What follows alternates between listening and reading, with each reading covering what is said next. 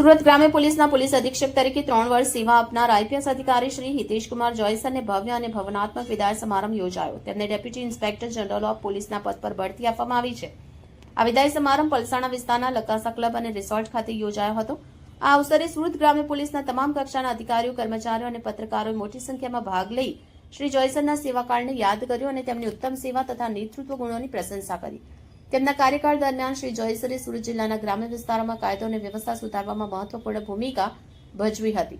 ગુનાઓ પર નિયંત્રણ, જાહેર સલામતી સુનિશ્ચિત કરવા અને પોલીસ જનતા વચ્ચેના સંબંધ મજબૂત કરવા માટેની તેમની અસરકારક પહેલની સમગ્ર જિલ્લામાં પ્રશંસા થઈ હતી. તેમના માર્ગદર્શન હેઠળ કોમ્યુનિટી પોલીસિંગને વધુ પ્રોત્સાહન મળ્યું, જેથી પોલીસ અને નાગરિકો વચ્ચેનો વિશ્વાસ વધારો થયો હતો.